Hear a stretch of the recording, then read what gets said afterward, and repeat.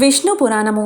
గురువైన పరాశరుడు శిష్యుడైన మైత్రేయుడికి విష్ణు పురాణాన్ని ఇలా వివరిస్తున్నాడు. అతని మాట విని కాండిక్యుడు వేదోక్త విధిని వివరించి చెప్పాడు.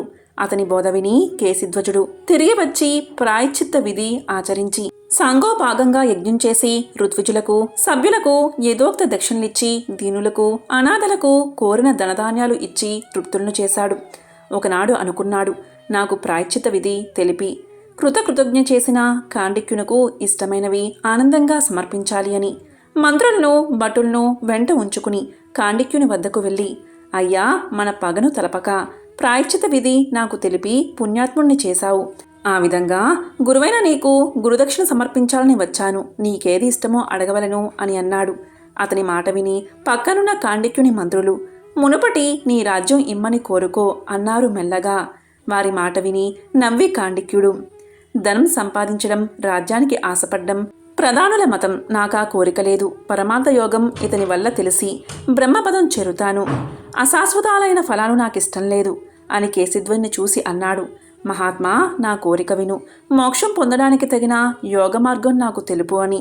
కాండిక్యుని మాట విని కేసిధ్వజుడు, అయ్యా, రాజులకు పగలేని రీతిగా దొరతనం నెరపడం, భోగాలను అనుభవించడం ప్రధానం. అవి వల్లక యోగ మార్గం అడగవేమిటి అని అనగా కాండిక్యుడన్నాడు, రాజా, అజ్ఞానానికి మూలం సిరి సంబంధం, పాపాలకు రూపాయి చేసే పనులు, వాటి ఫలితం భరించరాని కష్టాలు. సారం రాజ్యం అజ్ఞాన కారణం కనుక దివ్యమైన మోక్ష మార్గోపదేశం చెయ్యవలసిందని కోరుతున్నాను. ఇదే కాక ఏమి ఇచ్చినా స్వీకరించను అన్నాడు. ఆ మాట విని కేసిధ్వజుడు చెప్పాడు, అవిద్య వల్ల మృత్యువునెప్పుడు గెలుస్తాను అని, అదే స్మరణ వల్ల రాజ్య సంపద నాకు ఈశ్వర ప్రసాదంగానే కనిపిస్తూ ఉంటుంది. ఆత్మకాని వస్తువును ఆత్మగా భావించడం, తనకు రాని సొమ్ము కోసం ఆరాటపడ్డం, ఈ రెండు అవిద్యకు బీజాలు. పాంచభౌతికమైన ఈ శరీరమునందు దేహి అజ్ఞానానికి లొంగి అహంభావంతో ప్రవర్తిస్తూ ఉంటాడు. ఇల్లు, ఇల్లాలు, పిల్లలు ఇదే ధ్యాసతో మమకారం పెంచుకుంటూ బతుకు గడిపేవాడు దుర్వివేకి. ఉపభోగాల కాసపడి ప్రయత్నించడం, చెయ్యరాని కర్మలు చేయవలసి వస్తుంది. ఆ కర్మలు పురుషులకు తెగని బంధాలు. పృథ్వీతత్వ ప్రధానమైన ఈ దేహం భూమికి సంబంధించిన పదార్థాల చేతనే వృద్ధి పొందుతుంది. ప్రాణి లెక్కకు మిక్కిలిగా ఎన్నో సంసార సంబంధాల బంధాలతో చిక్కుపడి వాసనలు అనే పరాగానికి లొంగి మోహారణ్యంలో తిరుగుతూ ఉంటుంది. బాటసారి కళ్ళల్లో పడిన దుమ్మును వేడైనతో పోగొట్టుకున్నట్టు కర్మ సంబంధమైన అజ్ఞానం ఆత్మబోధ వల్ల పోతుంది. అజ్ఞానం విడువగా మోక్షం కలుగుతుంది. చల్లని నీరు అగ్నిచే వేడెక్కినట్టు మమకారానికి చుట్టుకుపోయిన ప్రకృతి గల శరీర కష్టాలకు చిక్కుతాడు. కనుక కల్మషాన్ని పోగొట్టేది, మోక్ష మార్గాన్ని చూపేది అయినా యోగాన్ని నేర్చుకోవాలి. అది మోక్షాన్ని సాధిస్తుంది అని అనగా కాండిక్యుడు అన్నాడు, నిమి వంశంలో నీకన్నా మిన్నగా చెప్పదగిన జ్ఞానధనుడు పుట్టడు. కనుక నీవే ఆ యోగ విద్యను నాకు బోధించాలి. ఆ విధంగా నన్ను కృతార్థుణ్ణి చెయ్యాలి అని అనగా కేసిధ్వజుడు ప్రసన్న హృదయుడై చెప్పాడు, రాజా, బంధమోక్షాలకు హేతువు చిత్తం. విషయ సుఖాలకు అది లాగుతూ ఉంటుంది. దానిచే చిక్కులకు చికాకులకు కట్టుపడవలసి వస్తుంది. ఆ వాంఛలకు లొంగకపోతే మోక్ష ప్రాప్తి అవుతుంది. కనుక మనస్సును చెదరనీయక బ్రహ్మధ్యానంపై అంకితం చేస్తే ముక్తి సాధ్యమవుతుంది. ఇనుము సూదంటు రాయికి వశమైనట్టు బ్రహ్మధ్యానంచే ఆత్మభావం కలుగుతుంది. ఆత్మభావం విషయవాంఛలకు లొంగక సన్మార్గాన నడుపుతుంది. అలా స్థిరచిత్తంతో బ్రహ్మధ్యానం నిరంతరం చేస్తూ ఉండడమే యోగం. ఆ యోగ విద్యయందు నిశ్చల బుద్ధిని ప్రయోగించి వర్తించేవాడే దివ్యయోగి. మోక్షం అతనికి అరచేతి ఉసిరిక. బ్రహ్మతత్వం తెలిసిన బ్రాహ్మణుడు అతడే. అలాగే యోగాభ్యాసంలో ఉండగా ఎప్పుడైనా ఆటంకం కలిగినా మలిజన్మలో తప్పక ముక్తిని పొందుతాడు. ఎవరి నుంచి ఏదీ తీసుకొనక మిక్కిలి శుచిగా ఉండడం, అహింస, బ్రహ్మచర్యం, దొంగతనం లేకుండడం కలవాడే యోగాభ్యుసుడు అయ్యి ఆ యోగఫలం కోరకూడదు. నియమం, శౌచం, తపస్సు, వేదపఠనం, నాలుక కోరికలు విడవడం. బ్రహ్మదర్శనం అంటే ధ్యానం. దీనికి యమయోగం అనే సంజ్ఞ. పైన చెప్పినది కామ్య ఫలాకాంక్షతో చేస్తే తప్పక సిద్ధిస్తాయి, సందేహం లేదు.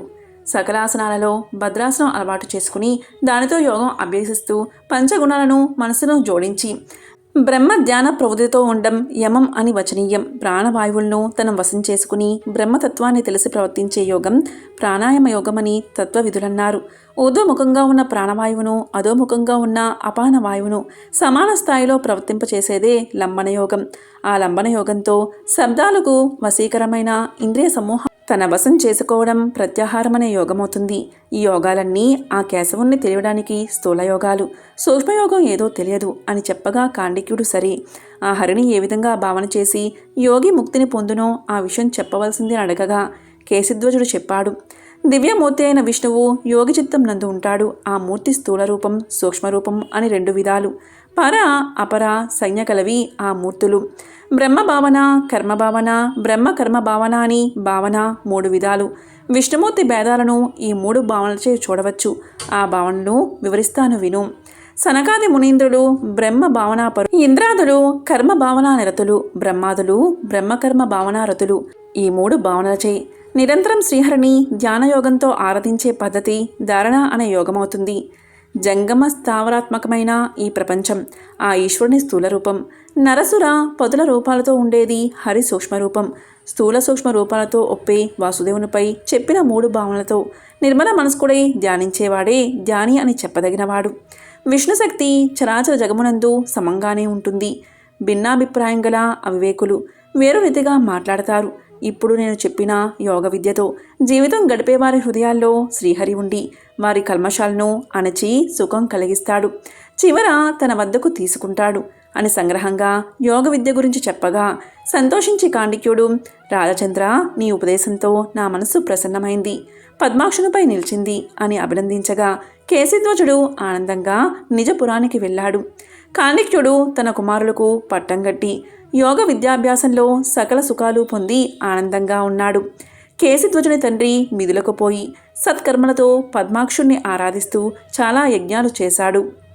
వాసుదేవానుగ్రహంతో దివ్య భోగాలు అనుభవిస్తూ హాయిగా ఉన్నాడు అని పరాశరుడు, మైత్రేయ, సర్గ ప్రతిసర్గాదుల మన్వంతరాల వృత్తాంతం చెప్పాను.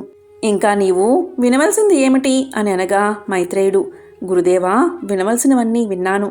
మనసు నిర్మలమై శాంతగుణ బాసురమైంది. నాలో ఉన్న సందేహాలు పోవాలని మిమ్మల్ని అడగడం, మీరు శ్రమపడి చెప్పవలసేది చెప్పి వాటిని పోగొట్టడమైంది.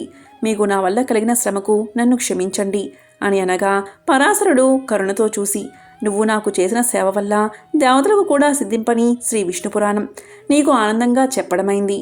అలాంటి పుణ్యం నాకు కలిగించావు, శ్రమ కాదు. దేవతలు, రాక్షసులు, గంధర్వులు, యక్షులు, పన్నగులు, కిన్నెరులు, సిద్ధులు, సాధ్యులు, మునులు, 4 వర్ణాల వారు, నదీ నదాలు, సముద్రాలు, వనాలు, పంచభూతాలు, గ్రహ నక్షత్రాలు, అగ్నులు, మన్వంతరాలు, వేద శాస్త్ర పురాణాలు విష్ణుమూర్తులే. ఈ చరిత్ర విన్నవారు సకల శుభాలు పొందుతారు. ఇన్నింట వినుతింపదగిన విష్ణు పురాణాన్ని రాసినా, చదివినా, చదివించినా, వినినా, పూజించినా శుభప్రాప్తి అవుతుంది. భక్తవత్సలుడైన ఆ పద్మాక్షుడు ఇష్టఫలాలను ప్రసాదిస్తాడు. విష్ణు పురాణాన్ని భక్తితో చదివినా, విన్నా, అశ్వమేధం చేసి అవభృత స్నానం చేస్తే వచ్చే ఫలం వస్తుంది. పుణ్యక్షేత్రాల్లో స్నానం, ధ్యానం, దానం చేసిన ఫలం లభిస్తుంది. అగ్నిహోత్రారాధన 1 సంవత్సరం చేస్తే వచ్చే ఫలం ఒక్కమారు విష్ణు పురాణం చదివినా, విన్నా వస్తుంది. జ్యేష్ఠ మాసంలో శుక్లపక్ష ద్వాదశి నాడు యమునలో స్నానం చేసి మొదర వెళ్ళి విష్ణువును ఆరాధిస్తే వచ్చే పుణ్యఫలం విష్ణు పురాణ పఠనం వల్ల కలుగుతుంది. శ్రావణ మాసంలో విష్ణు పురాణమందలి కథలను కొన్నిటిని చదివినా దుస్వప్న దోషం పోతుంది. సూర్యగ్రహణ సమయంలో యమునలో స్నానం చేసి వైదికులైన బ్రాహ్మణులకు గోదాన భూదానాలు ఇస్తే వచ్చే ఫలం విష్ణు పురాణం రాసిన వారికి వస్తుంది. విష్ణు పురాణ కథలు వినేవారికి పాపాలు పోతాయి. ఆరోగ్యాభివృద్ధి, కీర్తి, హరిభక్తి కలుగుతాయి.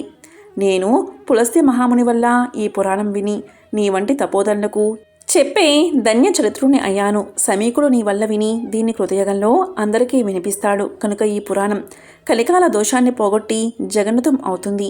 నీవు మహానుభావుడవు, నీ జననం పవిత్రమైంది. లక్ష్మీనాథుని భక్తిని ఏమరక ప్రవర్తిస్తూ ఉండు అని ఈ విధంగా పరాశర మునీంద్రుడు మైత్రేయునకు వేదమూలమైన విష్ణు పురాణాన్ని పూర్తిగా వివరించాడు. ఈ విధంగా గురువైన పరాశరుడు శిష్యుడైన మైత్రేయుడికి విష్ణు పురాణాన్ని వివరించాడు. విష్ణు పురాణం సంపూర్ణం. ఓం నమో నారాయణాయ.